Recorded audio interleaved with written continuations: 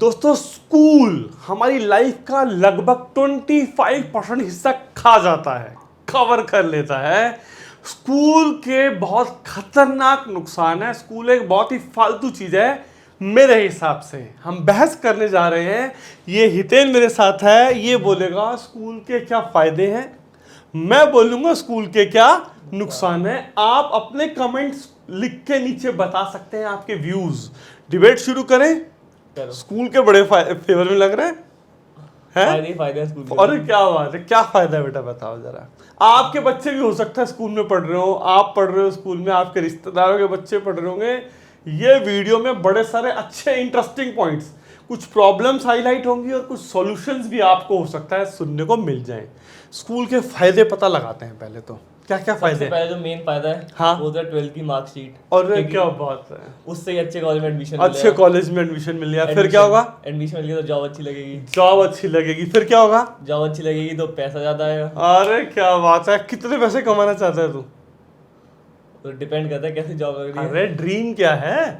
1 करोड़ 1 करोड़ साल का पैकेज। साल का पैकेज, बहुत ही बढ़िया है। ठीक है, वेरी गुड। और पैसे आएंगे तो मौज मस्ती कर सकते हैं, मौज टूर पे जाएंगे, और खुद की गाड़ी होगी, और क्या बात है, खुद का घर लेंगे, वाह। अपने पैरों पे खड़े होंगे। और गर्लफ्रेंड वगैरह नहीं बनाएगा? गर्लफ्रेंड बनाएंगे, कितनी? 2-3 तो होगी कम से कम। मतलब बिगड़ा हुआ अच्छा लग रहा है ये। चलो अब मैं कह रहा हूँ कि ये तो चलो मजाक, स्कूल से कितने फायदे गिनवा दिए यार।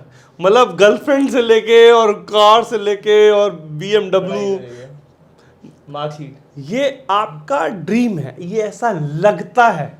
किसको? हमें, आपको भी, आपके माँ बाप को भी, और पूरी दुनिया को।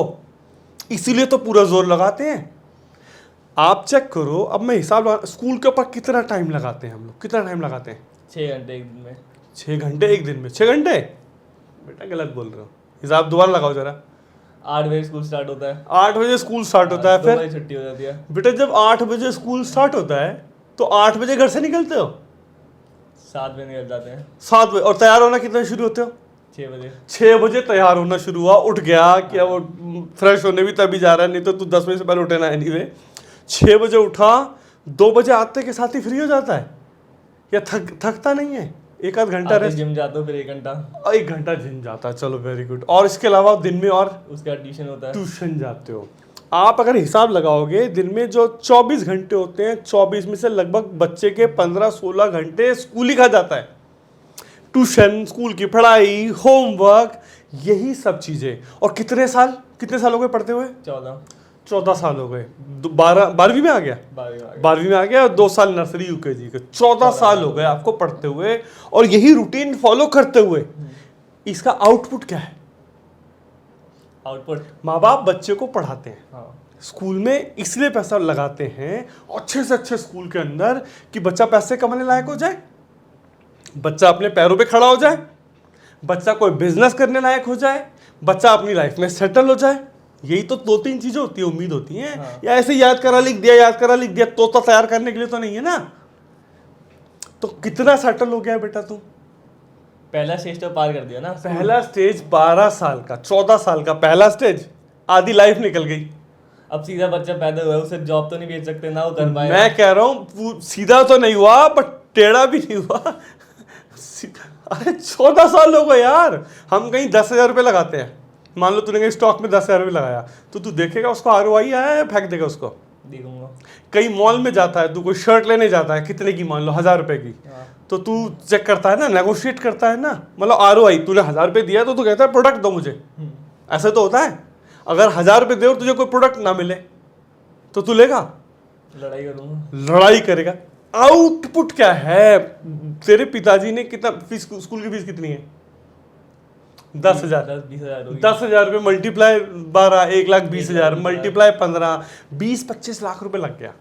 20-25 लाख के बाद अभी भी लग रहा है कि एक अच्छे नंबर आ जाए तो अच्छी कॉलेज में एडमिशन हो जाए। मतलब जॉब, बिजनेस, पैसे का अभी कोई डिस्कशन भी नहीं हो रहा। सोचो ना क्या माइंडसेट है। अब 10 साल के बच्चे, 14 साल तुमने लगाए अपने, तो तुम्हारा तो आउटपुट ये है कि भैया अभी जॉब या बिजनेस करने लायक तो नहीं हुआ। और 14 साल ही माँ बाप ने भी लगाए। बापू ओवर टाइम कर रहा है ऑफिस में, मम्मी भी जॉब कर रही है। क्यों? कि अच्छे स्कूल में पढ़ाना है बच्चे को। माँ बाप का सपना होता है ना। तो बच्चे की 14 साल का बचपना, माँ बाप की जवानी 14 साल की किस में उड़ गई? स्कूल में, धुएं में। समझो मेरी बात को, 14 साल का कोई आउटपुट नहीं है, पैसा कमाने लायक नहीं हुआ, बिजनेस कमाने लायक नहीं हुआ। अभी भी है कि नहीं, अच्छे मार्क्स आ जाएंगे तो अच्छे कॉलेज में एडमिशन हो जाएगा। आप इंडिया से बाहर जाके देखो, आप वेस्टर्न कंट्रीज में जाओ, बच्चा है उसको गिटार सीखना है, चल बचपन से गिटार सीखना शुरू कर। बच्चे को कोई म्यूजिक कंपोजर बनना है, चल बचपन से ही म्यूजिक कंपोजर बनना शुरू कर। यहाँ तो सोशल साइंस चल रही है, हिंदी चल रही है, कोई ऐसा सब्जेक्ट है जिससे पैसा कमाने लायक हो जाए बच्चा। 12 साल का हिसाब लगाओ, 10th में क्या सब्जेक्ट थे? Hindi, English, math. हिंदी से कोई जॉब लगी तेरी? इंग्लिश तो चल कुछ कम्युनिकेशन इंप्रूव हो जाएगी। गवर्नमेंट जॉब में जा रहे हैं, उससे हिंदी अच्छी होनी चाहिए उसकी। कितने % बच्चे? 10 लाख में से 1000 बच्चे, बाकी बच्चों का क्या? सब गवर्नमेंट जॉब में जाएंगे। इंग्लिश भी, इंग्लिश आ गया, बाकी सब्जेक्ट कौन सा है? बाकी मैथ्स। मैथ्स है, चलो मैथ्स सीख लिया, सीख लिया। पर सीखते रहोगे क्या? 12 साल मैथ्स पढ़ रहे हैं, आउटपुट क्या है? करना तो घटा जमा ही होता है। और आजकल तो वो भी नहीं यूज करते, वो कैलकुलेटर पे और मोबाइल पे उसके लिए भी कैलकुलेटर यूज करते हैं आप, या वो खुद करता है हिसाब किताब? खुद कर दो ना तो। अरे खुद ही करेगा, चलो कोई बात नहीं। तो subject general knowledge, social science, ये ऐसे ऐसे सब्जेक्ट्स पढ़ा कर 12 साल तोते तैयार होते हैं। 11th और 12th के अलग सब्जेक्ट है ना। 11th और 12th के अंदर क्या काम का है? अगर साइंस ले रहा है कोई, कॉमर्स है। साइंस जितनी भी है वो आउटडेटेड है। उस साइंस के बेस पे कोई बल्ब भी ठीक नहीं कर पाता। बल्ब समझ में आ रहा है? बच्चे को उस साइंस के बेस पे वो बैंक में अकाउंट खुलवाना नहीं आता, ये हालत है। समझो 12 साल लगाए, आउटपुट है 0।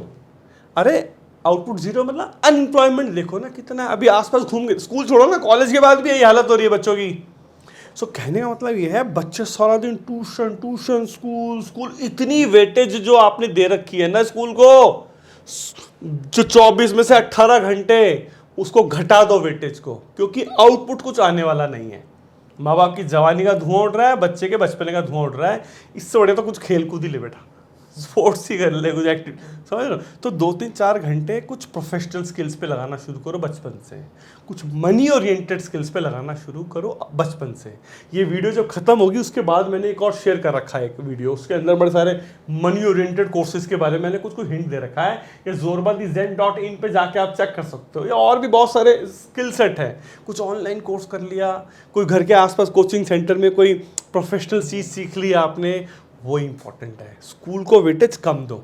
95% ला के भी कुछ उखाड़ नहीं पाता है बच्चा, क्या कर लेगा? 95% आ जाएगा तो एडमिशन मिल जाएगा अच्छे कॉलेज में। बस एक ही आता तेरे को, अच्छे कॉलेज में 12वीं में। बहुत फायदे हैं, और क्या फायदा बता?